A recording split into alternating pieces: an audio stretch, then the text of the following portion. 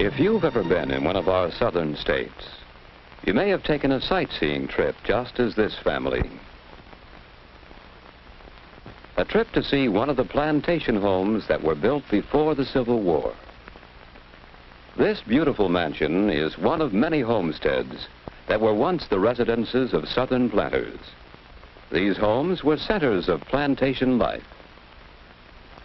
Inside the mansion, we can get some idea of the luxuries that a wealthy plantation family enjoyed. The home was often beautifully furnished. Planters imported fine household goods from England. These things represent part of the wealth that came from products grown on the plantation. Here is a map that explains how this plantation was organized. It was almost a little community by itself. Most of the sections of land were devoted to one crop, such as cotton. Other sections contained orchards, vegetable gardens, and pastures, the source of food for the people and the work animals. The buildings included the planter's home, a mill, workshops, and a row of small cabins for the slaves, who did almost all the work. We can still find remnants of some of these things on old plantations. These small houses were for the slaves who worked on the plantation. In this carriage house, the plantation vehicles were kept and repaired. In the blacksmith shop, such things as tools, wheel rims, and plowshares were made. And all of this was done by hand, the hand labor of the slaves. But what made each plantation depend mostly on its own labor and its own products? The answer is poor transportation. There were few roads, and many of them were in poor condition, so there was little commercial traffic between plantations. Travel was so difficult that each plantation was practically isolated, and so had to be almost self-sufficient. The easiest means of travel was by riverboat, and so many plantations were located along the rivers. At the boat landing, manufactured goods from cities could be brought in. Crops grown on the plantation could be sent out.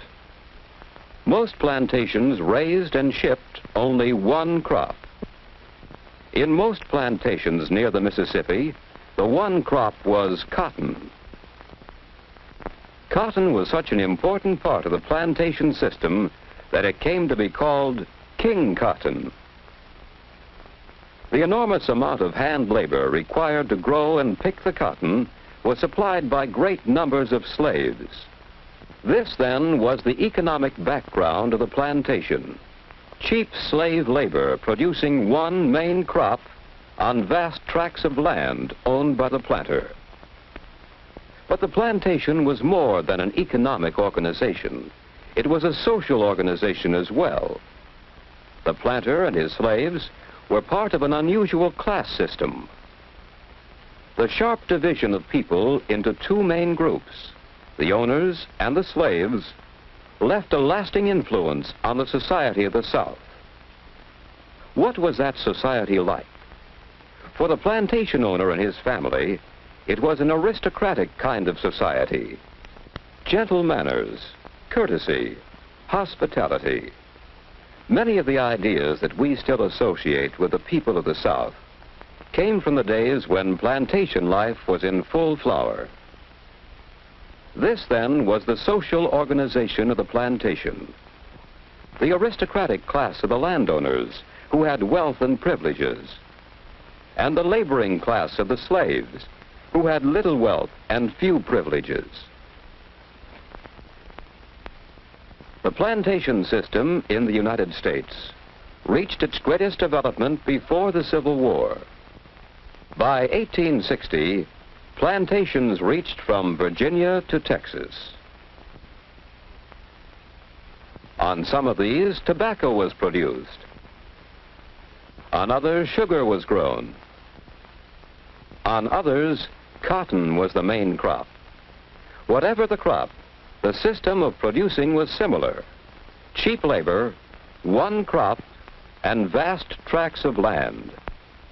These are some of the things we can better understand when we visit one of the old plantation homes of the past. But did this plantation life influence the modern South? Can we find anything left of the plantation system? We might find part of the answer as we look around us in the South today. Here is a scene that tells us part of the story. This plantation home was abandoned during the Civil War. Great changes in the plantation system occurred during the war. The freeing of the slaves and the great financial burden of the war disrupted the economic pattern. Some planters went bankrupt and lost possession of their plantations. But the plantation system did not entirely disappear. Some elements of that system did not change. The land, cultivated for generations and still productive, remained. The source of labor, great numbers of Negroes, remained.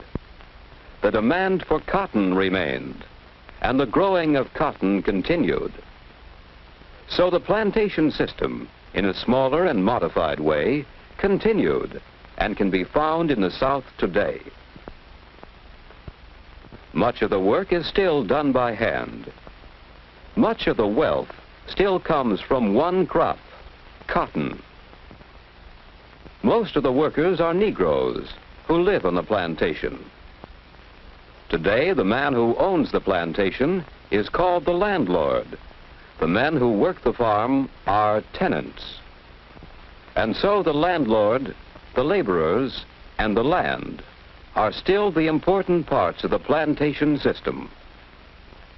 Today, this owner has less land than the plantation owner of the past, and he lives in a house that is less pretentious than the great mansions of earlier times. The tenant farmers and their families live on the plantation. Each family has a small house which they rent together with a section of land.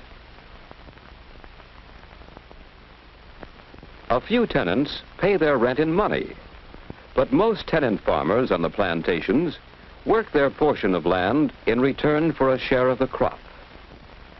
And so the tenant farmers, both Negro and white, provide the necessary labor for raising the cotton. What other changes have come to the plantation? The plantation today is not as isolated as it once was.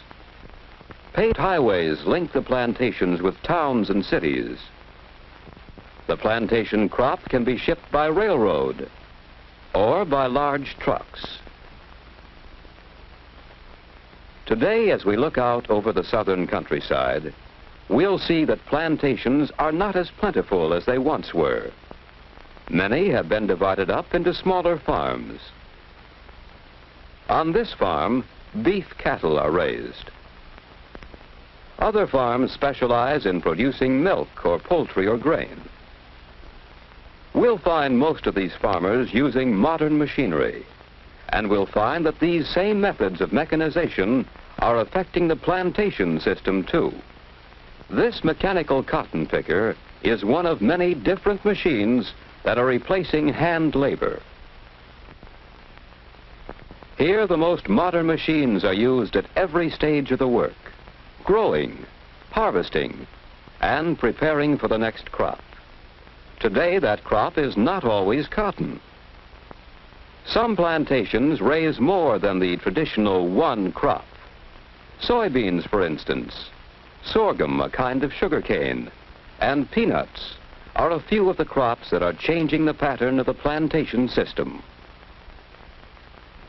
That system has been changing over a long period of time, but its economic and social patterns have left a lasting influence on life in the South.